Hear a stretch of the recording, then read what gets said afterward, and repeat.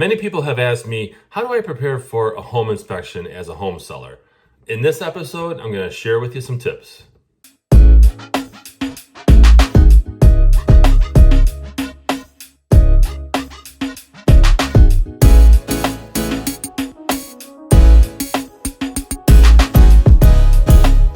Welcome everyone to this episode of the Ask Jason Gelios show. I'm Jason Gelios, Michigan Realtor. Really appreciate you guys tuning in to this episode. Got some huge value here. I get asked this often, especially from a home seller, and that's how do I prepare for a home inspection? Do I just allow the buyer and their agent and their inspector to come in and do whatever they do? Or are there tips that I can use to maybe make it easier for them and therefore it's a smoother experience? Now, I'm going to share with you some tips. I put together a list here that I feel you will find valuable.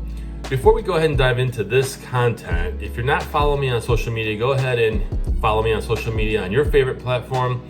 And if you're watching this on YouTube, go ahead and hit subscribe and hit that bell so you don't miss out on future episodes that I upload, as well as in between videos where I share updates about real estate, what's going on in the industry, and some other fun stuff. So, okay, let's go ahead and dive into how to prepare for a home inspection if you're the home seller.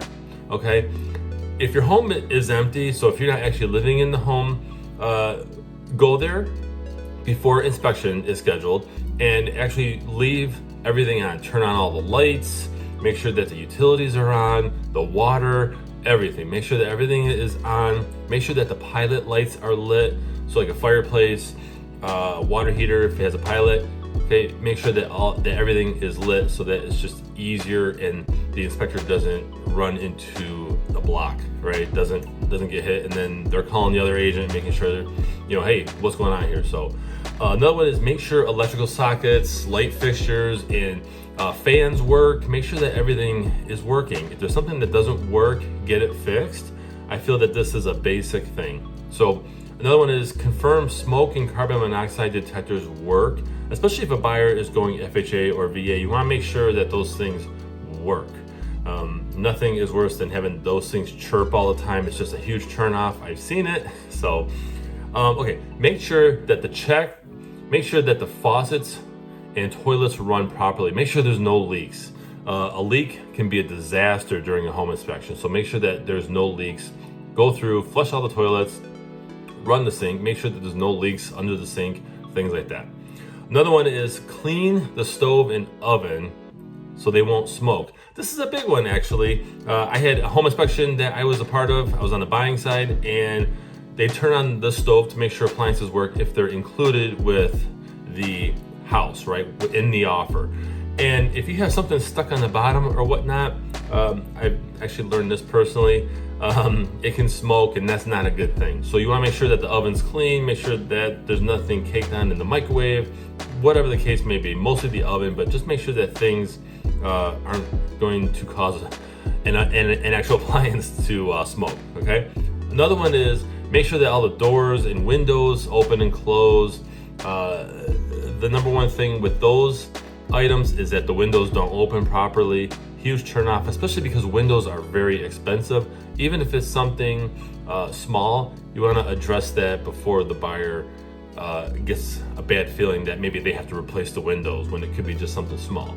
Another one, clear obstructions around the furnace. You have a furnace room or it's just an unfinished basement. Make sure there's nothing around the furnace. This should actually be that way all the time, because the furnace should not have obstructions around it really close. It has to breathe. But make sure that the home inspector can get in and around the furnace. Make sure all that's cleared out. Move the stuff. If you have an outbuilding, like a barn or a shed, and it has a lock, actually probably not so much a shed, but like an outbuilding. You see this a lot in the country where they have a pole barn, things like that. Leave a key on the counter, label it, okay, key to outbuilding, or leave it unlocked. Just make sure that the home inspector can gain access to those buildings. Remove brush and debris from exterior inspection points. If you have tons of landscaping around the house and they can't inspect around the house accurately, right? Because they're looking all around the house. They're turning the house upside down and making sure that there's no hidden cracks or anything. So clear out anything immediately around the border of the home. Another one is if you have documentation for things that you've had fixed, major things, not small, tiny things, but for example, if you put, or if you had a new part installed on a washer, put that in there. If you had an addition added onto the house, include that documentation, put it in a binder so that they know, oh, okay, this was fixed in this year or whatever year, okay? Another one is if you have pets, get them out of the house. Don't leave pets in a crate.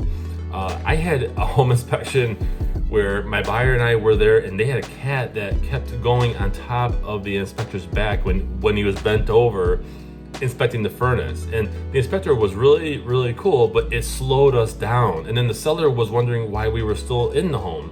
And I had explained to them, because they were outside waiting for us, that, hey, sorry, but your cat keeps slowing down the home inspector. And they apologized, that's cool, but get pets out, don't leave them in a crate. The average home inspection takes about 3 to 4 hours depending on the size of the home. So you just want to make sure that your pets are gone. Last one is have your home pre-inspected. Before you list your home, you should always have a pre-inspection. Have an inspector run through the home and make sure that there's no surprises, because the number one concern that home sellers have, I feel, I've seen in my own career, is that they're like, I hope the inspection goes well.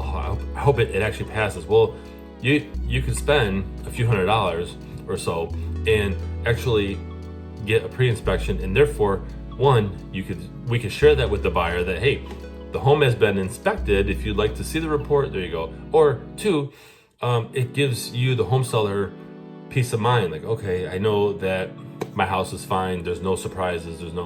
There's no mold in the attic. There's nothing crazy, right? The windows are fine, and therefore it should be fine. However, even if you have a pre-inspection, always go back and follow these tips to make sure that everything still works. Even on your own, make sure that everything operates good. So I hope you guys found value in this episode. Again, follow me on social media. If you're watching it on YouTube, hit subscribe and hit the bell so you don't miss out. I really appreciate you guys watching. Be sure to visit my website. It's allabouttherealestate.com. Sign up for the pop-up newsletter that goes out in your email once a week with this episode and other valuable videos and articles. I'm Jason Gelios, Michigan Realtor, and make it a great week. Thanks, guys, for watching this episode of the Ask Jason Gelios Show. Did you know that I also have a podcast? Go to where you love your podcasts, where you love to listen to those podcasts, right? Search Ask Jason Gelios Show, or you can search my name, Jason, Gelios, and be sure to subscribe. Take me on the road with you, right? You can hit audio. I add episodes all the time. Be sure to subscribe to my podcast. Thank you.